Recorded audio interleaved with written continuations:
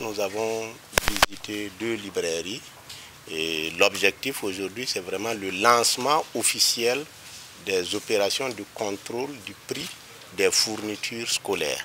Et les équipes vont continuer à travailler sur le terrain, vont récolter des informations et des documents. Nous allons analyser et nous allons traiter conformément à la loi. Ce qu'il faut aussi retenir, c'est que comme ce sont des matières importées, il n'est pas facile pour l'État de fixer le prix, sauf s'il faut subventionner. Mais ce que nous faisons, c'est sur la base de documents probants, y compris ceux présentés aux services douaniers et des impôts, voir à quel prix ces matières ont été achetées à l'extérieur, quels sont les coûts pour l'acheminement jusqu'au Burkina ici, et quelles sont les charges internes, afin de déterminer si la marge de l'importateur, la marge du grossiste, la marge du détaillant sont conformes aux stipulations de la loi. C'est-à-dire la marge de l'importateur qui est grossiste, qui vend au demi-grossiste, qui vend au détaillant, qui vend à son tour aux parents d'élèves que nous sommes. Il y a une marge globale pour toute la chaîne. Et c'est cette marge-là que nous allons contrôler sur la base des documents probants. Les équipes vont se déployer aussi bien ici qu'ailleurs pour la suite des travaux. Une spéculation, c'est trop tôt pour le dire, parce que pour dire qu'il y a une spéculation, il faut s'assurer à quel prix il a acheté et à quel prix il revend. Maintenant, abordable pour les parents, c'est assez difficile aujourd'hui pour le peuple burkinabé et je ne crois pas que quelque chose soit vraiment abordable.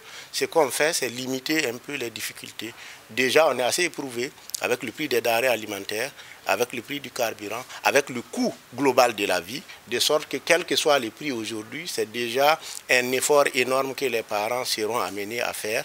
Mais notre objectif, c'est de faire aussi en sorte que cet effort soit raisonnable, que cet effort-là soit contrôlé, que les prix ne soient pas à la merci des différents acteurs. Depuis le matin, ce qu'on a commencé par un importateur, ensuite un demi-grossiste et nous sommes là chez un détaillant.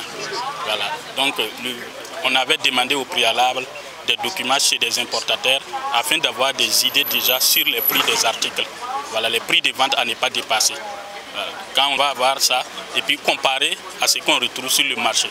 Voilà. Et c'est sur la base de ça qu'on va déceler les infractions pour chaque type de commerçant, pour chaque type de libraire. Nous sommes arrivés ici, on constate qu'il n'y a pas de prix qui sont publiés. Donc c'est déjà une infraction.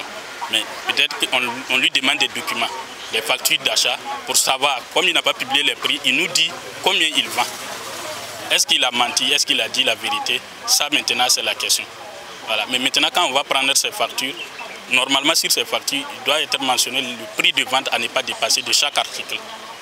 Mais si ce n'est pas le cas, ça veut dire que c'est son fournisseur qui est en infraction. Et lui aussi, il est en infraction parce qu'il a reçu une facture qui n'est pas conforme à la réglementation. Parce que celui qui prend un produit dont la facturation ne respecte pas les règles devrait refuser le produit aussi. Il encourt des sanctions pécuniaires et le dossier, selon l'évolution de la situation, peut être conduit à la justice.